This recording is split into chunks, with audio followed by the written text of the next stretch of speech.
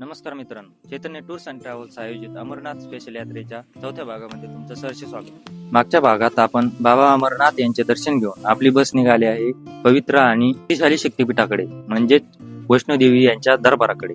बाबा अमरनाथ यांच्या पवित्र गुहेवरून निघून आपली बस पुढे मार्गस्थ होते ती जम्मू मधील कटरा या सुंदर शहराकडे. कटरा हे माता वैष्णोदेवीच्या यात्रेचे मुख्य केंद्र आहे. प्रवास लांबचा असला तरी चैतन्य टूर्स अँड ट्रॅव्हल्सची 2x2 लक्झरी स्लीपर बस असल्यामुळे प्रवाशांना अजिबात थकवा जाणवला नाही.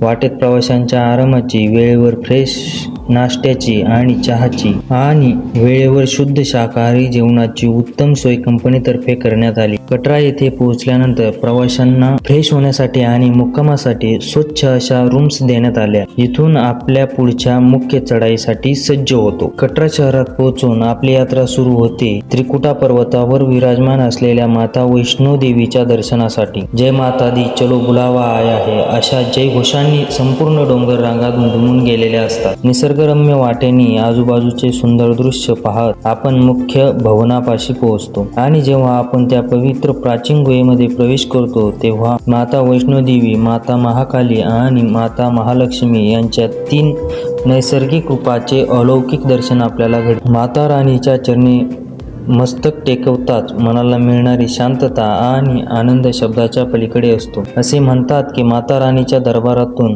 कोणीही भक्त रिकाम्या हाताने परत जात नाही. सर्व प्रवाशांनी दर्शन घेऊन परत ज्या ठिकाणी मुक्कामाची सोय केली होती त्या ठिकाणी येऊन सर्व प्रवाशांनी जेवण करून संध्याकाळी आराम केला आणि दुसऱ्या दिवशी सकाळी उठून सर्व प्रवासी फ्रेश होऊन आपली बस पुढे मार्गस्थ होती ती अमृतसर या शहराकडे.